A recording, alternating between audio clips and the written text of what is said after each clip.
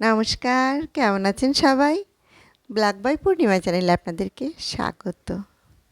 আজ চতুর্থী, এখন ঘড়ির কাঁটায় বাজে 7:30। তো আমি এখন যাচ্ছি আমাদেরই আবাসনেরই পুজো প্যান্ডেলে, পুজো আর কি মন্দিরে যাচ্ছি। দেখুন এখানটা কি সুন্দর সাজিয়েছে আবাসন, ভীষণ ভালো লাগে এই পুজোর সময়, সুন্দর সাজু সাজু, চতুর্দিকে লাইটিং। আর এই যে বাদিকটা যেটা দেখছেন, এটা বিশাল বড় একটা পুকুর। পুকুর পাড়টাকে চতুর্দিকে সুন্দর সাজিয়েছে। দেখুন এখনও রাস্তায় রয়েছে জল। তো চলে এসছি একদম মন্দিরের গেটে। এই যে আমি ঢুকছি এখন মন্দিরে। এখানে প্রত্যেক দিন সুন্দর অনুষ্ঠান হয়, আর আজ তো উদ্বোধন, তার জন্য সুন্দর উদ্বোধনী সঙ্গীতও শুনছি আমি। আসছি তো মন্দিরে, এই যে দেখুন আমাদের মন্দিরে চলে এসছি। আর এই মন্দিরটা, এখানে কিন্তু আলাদা করে কোনো প্যান্ডেল নয়, এটা মন্দির। সবসময় এটা মন্দির, এখানে পুজো হয়। আর এই দুর্গা পুজোর সময় এখানে দুর্গা মাকে এখানে বসানো হয়। আর এই যে মঞ্চটা দেখছেন, এখানে অনুষ্ঠান চলছে, এই মঞ্চটাও তৈরি করা। আর এই যে পাশে দেখুন কত সুন্দর একটা মন্দিরের পুকুর, এখানে মাঝখানে কৃষ্ণ ঠাকুর রয়েছে। ভীষণ ভালো লাগে এখানটায় এলে, আপনাদের আগেও আমি দেখিয়েছি এখানটায়। আর এই যে দিদিরা মায়েরা সবাই লাল পেড়ে শাড়ি পরে রয়েছে, হাতে শঙ্খ নিয়ে। কিছুক্ষণের মধ্যেই এখানে মাকে উদ্বোধন করা হবে, তো এই জন্য। আর এখনও মার মুখ আপনাদের দেখাতে পারলাম না, পর্দা দিয়ে আটকানো রয়েছে। কিছুক্ষণ ওদিকে অনুষ্ঠান চলছে মঞ্চে, উদ্বোধনী সঙ্গীত হচ্ছে। কিছুক্ষণের মধ্যে মাকে উদ্বোধন, মুখটা আপনাদের দেখাতে পারবো। আর এই যে দেখুন যে যার মতন ফটোশ্যুটে এখন ব্যস্ত, মহিষাসুর মর্দিনী। তো এখানে দেখুন কি সব, মানে এই যে মঞ্চটা দেখছেন, এখানে অনুষ্ঠান হয় প্রত্যেক দিন। আর এখানে এসে প্রচুর চেয়ার দেওয়া রয়েছে, এসে যদি পুজোর সময় এখানে এসে বসা হয়, কলকাতায় আলাদা করে ঠাকুর দেখতে যাওয়ার দরকারই হয় না, এইখানটাতে এই সময় কেটে যায়। প্রত্যেক দিন খুব সুন্দর অনুষ্ঠান হয় এখানে। তো এখানে আজ যেহেতু উদ্বোধন, তাই আমি চলে এলাম আপনাদেরকে দেখানোর জন্য। বাট এখনও একটু দেরি আছে, মাকে এখনও মুখটা আপনাদের দেখাতে পারলাম না। কিছুক্ষণের মধ্যেই হয়তো এখানটায় মায়ের মুখ দেখাতে পারবো। তো আমি এখন যাচ্ছি আরেকটা পাড়ার আরেকটা মন্দিরে, সেটাও আপনাদের দেখাই। তো এখানটাতে এত ভালো অনুষ্ঠান নিষ্ঠার সহিত পুজো হয় এখানে, খুবই ভালো লাগে। তো এবারের কি হলো, এবারে তো রাস্তাঘাটে এত জল, আসা যাওয়াটা একটু অসুবিধা, সেই জন্য একটু সবারও অসুবিধা হচ্ছে এই জায়গাটায়, এই আর কি। এই জল কাদার জন্য এবারে পুজোটা সবারই খুব খারাপ লাগছে। যে পুজোর সময় তো সবাই দেখুন, এই দেখুন এই মাঠেরও কি অবস্থা, এখনও কাদা হয়ে রয়েছে। এই পুজো প্যান্ডেলে দেখেছেন, এখানে পুরো হাঁটু জল ছিল। এই আবারও যদি বৃষ্টি হয়, তবে বৃষ্টি কিন্তু লাগাতার ঝিরিঝিরি এখনও হচ্ছে। বৃষ্টি হলে একদম মানুষ সবাই কত আনন্দে রয়েছে বলুন। দুর্গাপুজো কলকাতায় তো খুবই মানে আনন্দ করে সবাই, আপনারা জানেন। খুব ধুমধাম চেয়ে কলকাতায় দুর্গাপুজো হয়, খুবই ভালো লাগে। সবাই কটা দিন প্রচণ্ড আনন্দে থাকি আর কি আমরা, এই দুর্গাপূজা আসবে 1 বছর পরে সেই অপেক্ষায়।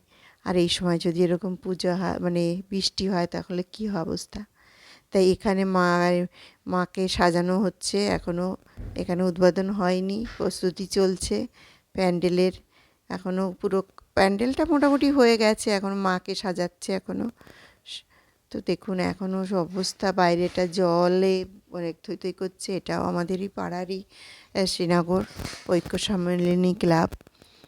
তো এখানেও আপনাদের একটু দেখালাম, আবার তো পরে আসবো, কিন্তু এখনও উদ্বোধন হয়নি। আমি সন্ধ্যায় একটু বেরিয়ে পড়েছি, তো বেরিয়ে ভাবছি এগুলো একটু দেখে আসি কী অবস্থা, তাই আপনাদেরকে দেখালাম। তো মোটামুটি এখানে প্যান্ডেলটাও মোটামুটি করেছে, এখনও মাকে রেডি করছে, সাজাচ্ছে। তো মই নিয়ে এসছে, দেখুন বড় বড় মই দিয়ে উঠে উপরে মাকে সুন্দর করে বসানো হচ্ছে। এই দেখুন এখনও মাঠের কি অবস্থা। এখন বাজে রাত 10টা 10, আজ চতুর্থীর দিন। তো আমি আমার মেয়ে আর অনিমা বেরিয়েছি, একটু বালিগঞ্জে যাচ্ছি গাড়িতে, গাড়ি নিয়ে বেরিয়েছি। তো আজ তো ঠাকুর দেখতে তো প্রচুর লোক বেরিয়েছে। বাট এখানে তো মহালয় থেকেই কলকাতায় ঠাকুর দেখতে বেরিয়ে পড়ে, বড় বড় প্যান্ডেল সমস্ত উদ্বোধন করে দেয়। তো প্রচুর ভিড় কলকাতায়, বড় বড় প্যান্ডেলে এত ভিড়, সেখানে ঢুকে ঠাকুর দেখাটা সত্যি খুব কষ্টের। তো আজ আর কোনো প্যান্ডেলে আলাদা করে ঢুকবো না, গাড়ির থেকেই সমস্ত প্যান্ডেল, অনেকগুলো প্যান্ডেল সামনে পড়বে, দেখতে পাবো। আর তারপর আমার ছেলে তো বেরিয়ে পড়েছে, সেই সকালেই ঠাকুর দেখতে গেছে। তা এখন আমি যাচ্ছি বাইপাস ধরে যাচ্ছি। এই সামনেই আরেকটা ঠাকুর দেখতে পাবো, কসবা শীতলা মন্দির। এটা বিশাল মানে ভালো পুজো হয় এখানে আর কি, প্রচুর লোক, এখানে সাংঘাতিক ভিড় হয়। তবে আজকে তাও আমি দেখতে পারবো সাইড দিয়ে, প্যান্ডেলটা আর কি দেখাতে পারবো আপনাদেরকে। তো আলাদা করে তো এখানে লাইন দিতে গেলে বহু দূর থেকে বাঁশ দিয়ে ব্যারিকেড করা রয়েছে। এই পরে এভাবেই আপনাকে ধীরে ধীরে ধীরে ধীরে এখানে মন্দির প্যান্ডেলে যেতে হবে। তো আর আর আমার পক্ষে সে পায়ে যেহেতু ব্যথা, ওইভাবে প্যান্ডেলে দাঁড়িয়ে দাঁড়িয়ে আমার ঠাকুর দেখা আমার পক্ষে সম্ভব নয়।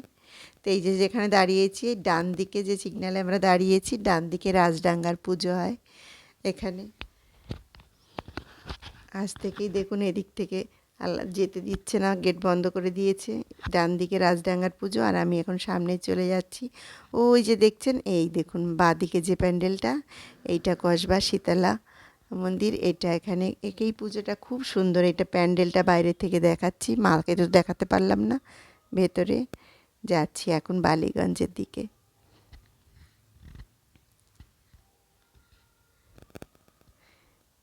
তো কলকাতায় এই আরেকটা সমস্যা, যখন পুজোর সময় যেখানে সেখানে তো গাড়ি পার্কিং করা খুবই মুশকিল, অনেক দূরে গাড়ি রেখে তারপর হেঁটে হেঁটে আপনাকে যেতে হবে আর কি। এই সমস্যা একটা, এর থেকে গাড়ি ছাড়াই বেরোলে মনে হয় ভালোভাবেই যাওয়া যায় আর কি। তো সমস্ত কাজ সেরে এখন চলেও এসেছি আলাদা করে। আর আমি ঠাকুর প্যান্ডেলে ঢুকিনি। তো দেখুন এখনও আমাদের রাস্তাতে অল্প অল্প জল রয়েছে, এইখানে পুরো হাঁটু জল ছিল দুদিন আগেও, প্রচুর জল। কলকাতায় বৃষ্টি হলে এত জল জমে যায় এই রাস্তাগুলোতে, প্রচুর জল এখানে। এই একটা সমস্যা দুর্গাপুজোর সময়। তো আজকের মতন ব্লগটা আমি এখানেই শেষ করছি, আবার একটি নতুন ব্লগে দেখা হবে, বাই।